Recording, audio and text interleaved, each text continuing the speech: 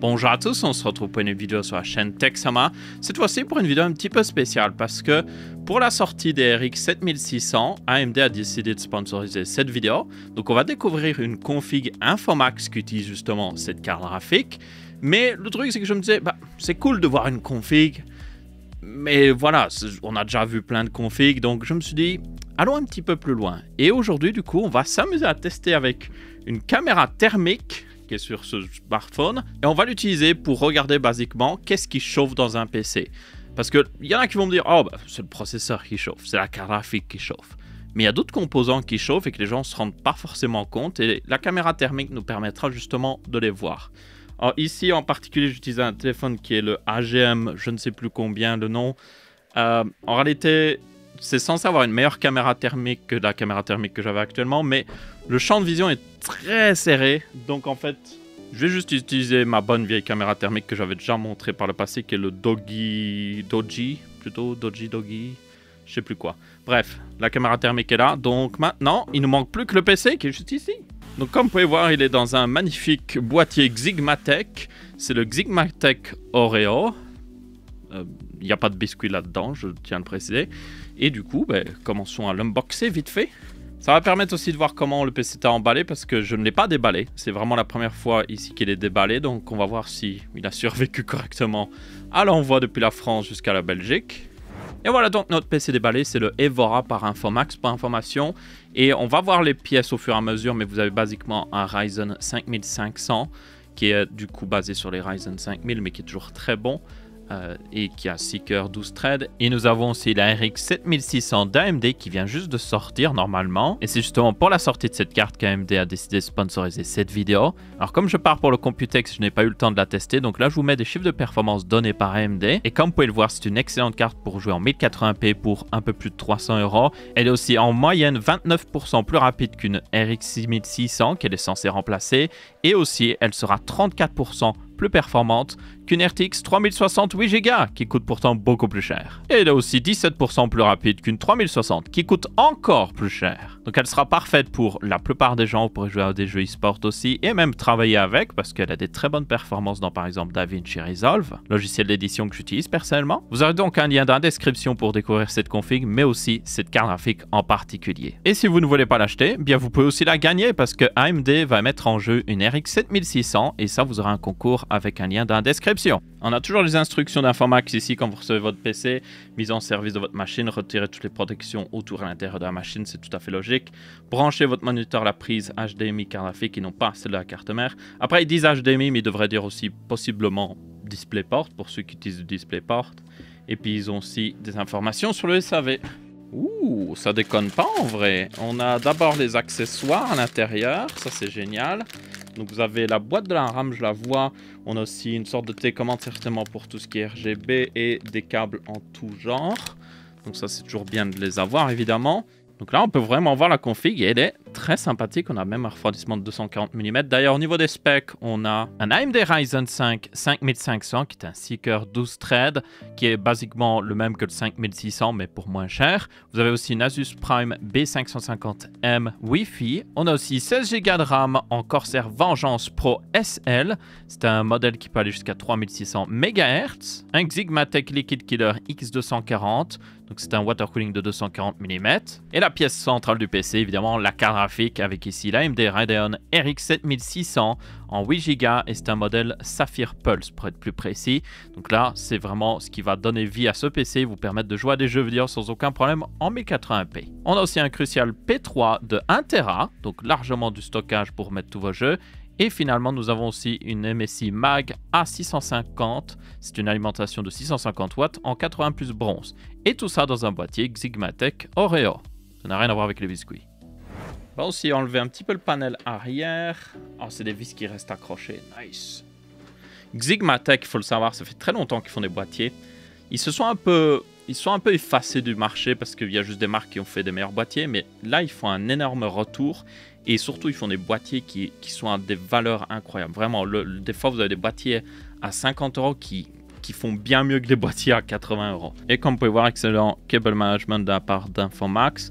Ils utilisaient des serre-câbles blancs d'ailleurs. C'est peut-être pas plus mal parce que de toute façon on les voit pas. Et surtout comme ça vous voyez là où ils sont. Donc si vous êtes en mode oh il faut que j'enlève un câble, ben, vous voyez exactement là où il faut les enlever. Il y en a toutefois un noir ici, mais je pense que c'est juste pour maintenir le whip-in du processeur, donc c'est pas un problème.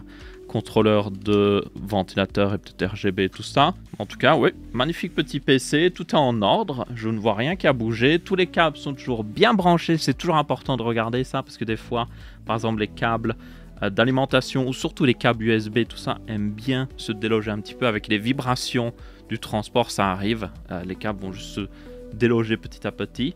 Donc là, c'est nickel. En fait, le SSD est bien en place, le refroidissement est bien en place. Donc maintenant, on peut passer justement à notre test. Qu'est-ce qui chauffe dans ce PC?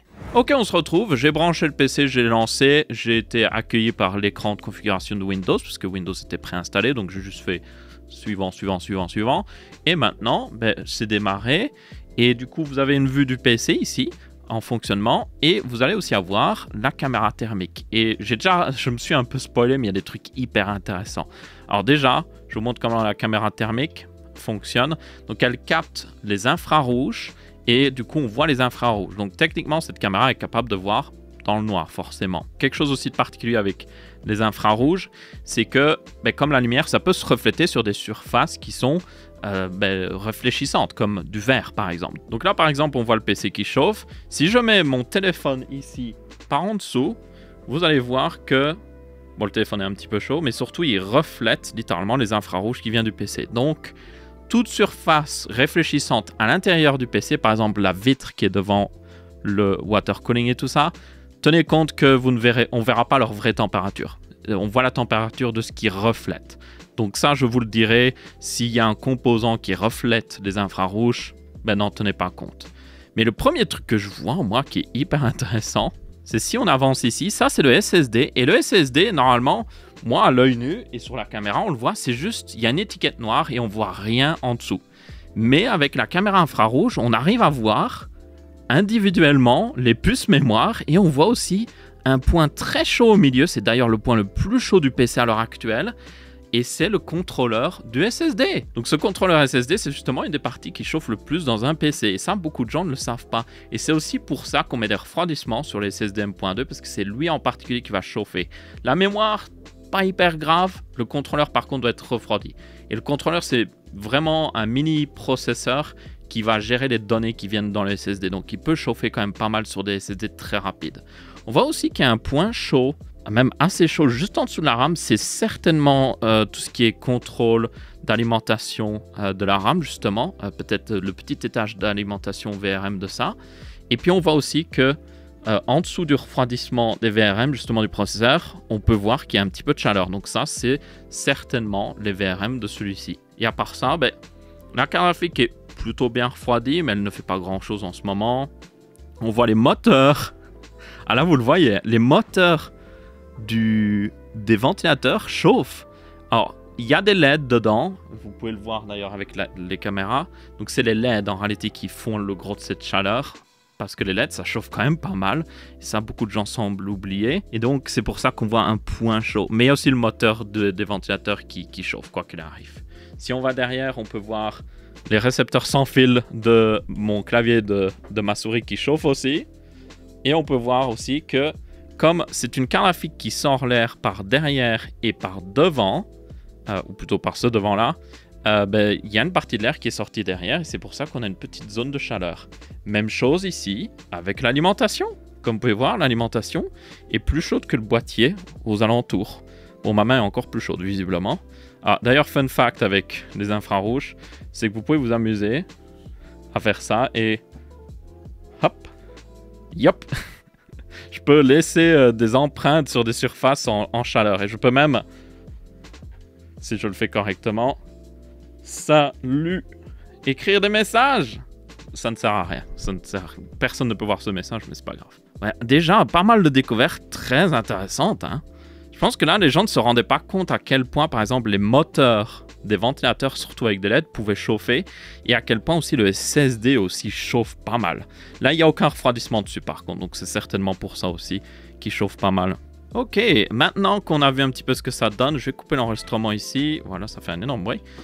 Je vous propose de charger le processeur, voir ce qui va changer. Peut-être qu'on va voir les VRM encore plus chauffés, on va voir peut-être les tubes du water cooling prendre un petit peu en température. Ça, je suis curieux de le voir. On va juste faire un Cinebench plutôt simple.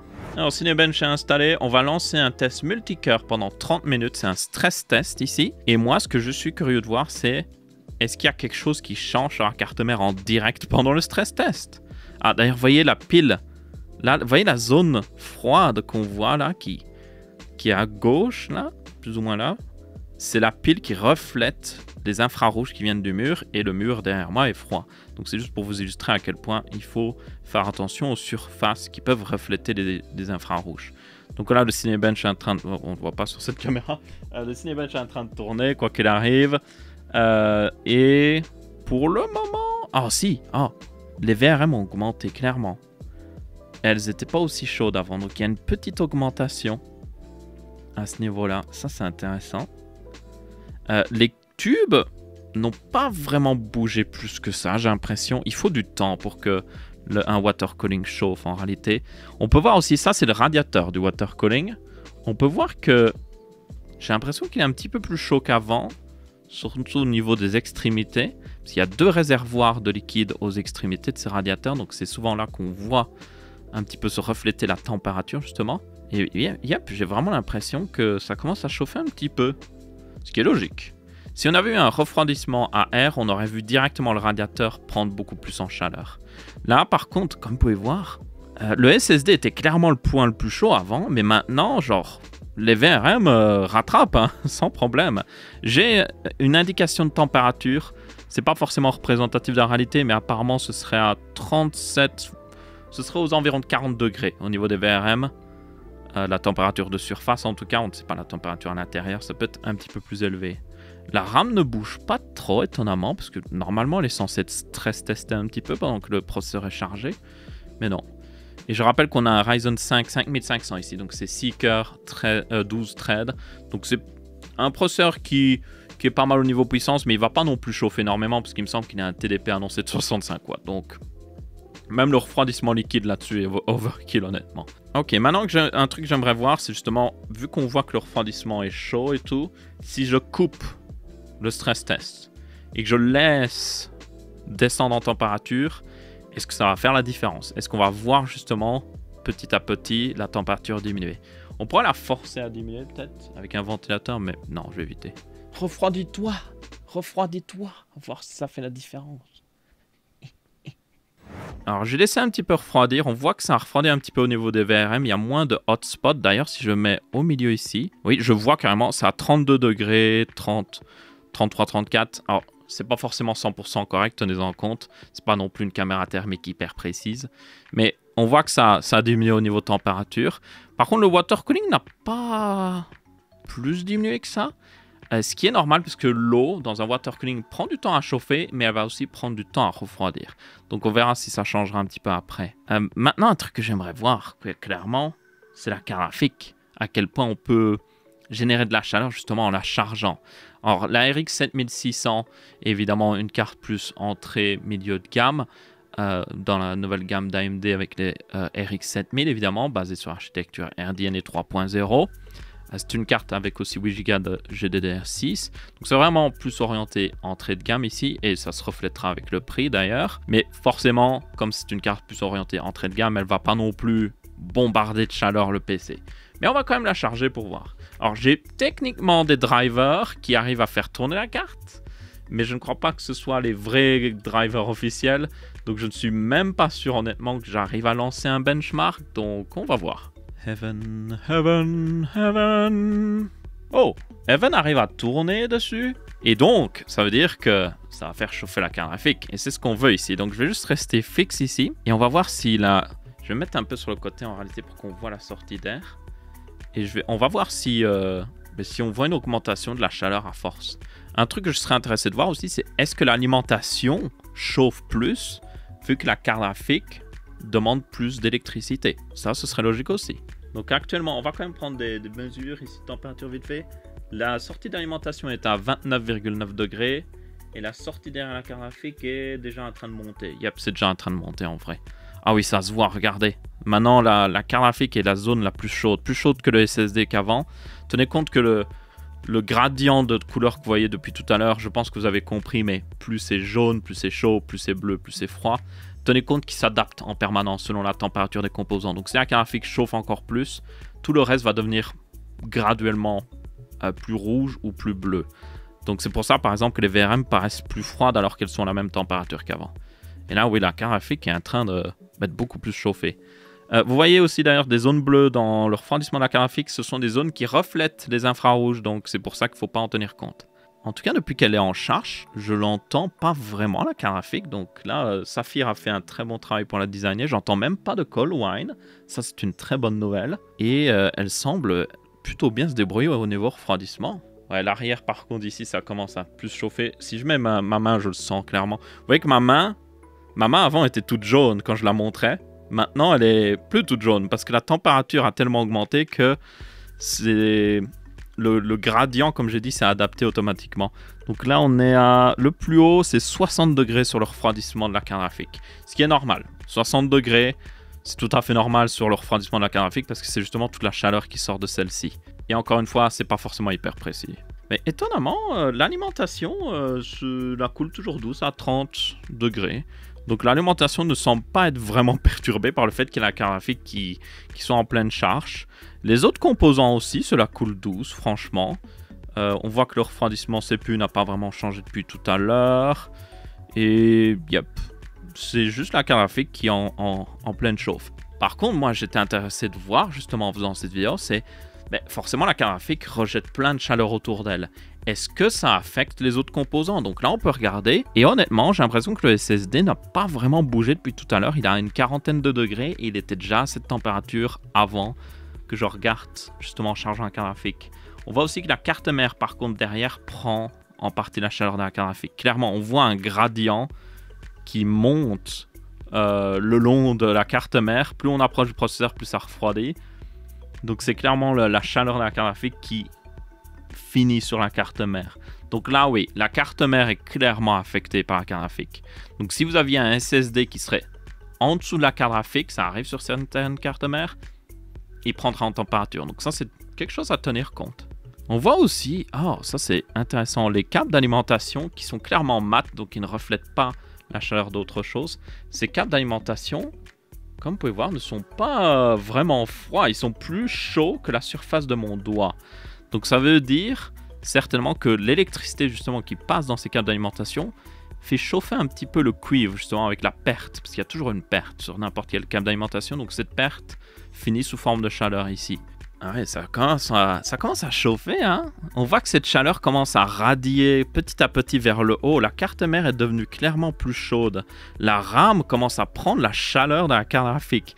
Ce qui est normal, la carte graphique rejette la chaleur autour d'elle, donc forcément les autres composants prennent derrière. Et par contre, le refroidissement CPU pas vraiment changé depuis le début en tout cas, donc il semble pas trop affecté pour le moment, mais...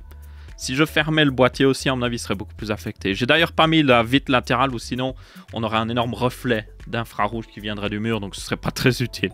Ok, alors on a fait des découvertes assez intéressantes selon moi avec ce petit test rapide. Déjà, on voit que la carte graphique affecte beaucoup plus les autres composants que par exemple le processeur, surtout quand vous utilisez un water cooling. On voit aussi que par exemple les SSD en particulier peuvent quand même pas mal chauffer sinon pas de radiateur, en particulier encore une fois aussi le contrôleur qui est le microprocesseur qui contrôle toute la gestion des données. Ça peut chauffer plus. On n'a pas trop testé de le charger d'ailleurs, mais si je l'avais chargé, à mon avis, on aurait pu augmenter la température. On a pu voir aussi évidemment que les VRM chauffaient, a fait que le processeur était chargé. Après, en plein Cinebench, les VRM n'étaient même pas aussi hautes que ça. Elles étaient genre à 40-50 degrés maximum. Donc ça va, pas trop un problème. La carte graphique, évidemment, elle est montée beaucoup plus haut, mais ça reste raisonnable. Là, si je la touche un petit peu, ça va encore. Je pourrais pas laisser non plus ma main pendant 10 minutes, mais ça va encore. On a pu voir aussi que les ventilateurs, notamment les ventilateurs avec LED, chauffent pas mal au niveau de leur centre, au niveau du moteur. Et ça, c'est quelque chose qui, personnellement, je ne m'attendais pas forcément. Donc là, il y a peut-être quelque chose à investiguer au niveau consommation, peut-être. On voit aussi que l'alimentation chauffe un petit peu, mais sans plus. Je m'attendais à ce qu'elle chauffe peut-être un peu plus, mais elle était un peu en mode... je m'en fiche un petit peu de ce qui se passe, donc ma foi. Et puis, à part ça, ben, tout le reste se comportait un petit peu comme j'imaginais. On a vu une zone chaude sur la carte mère qui était certainement l'étage d'alimentation de la RAM, mais le reste, c'était à peu près ce que je m'attendais. Dans tous les cas, on va rester là pour cette vidéo. Si vous êtes intéressé par cette config Infomax équipée d'une RX 7600, vous aurez un lien dans la description. En attendant, si vous avez apprécié cette vidéo, vous pouvez laisser un pouce bleu. Si vous ne l'avez pas apprécié, vous pouvez laisser un pouce rouge. On se retrouvera pour une prochaine et je vous dis ciao ciao. Et encore merci à AMD et à Infomax d'avoir sponsorisé cette vidéo.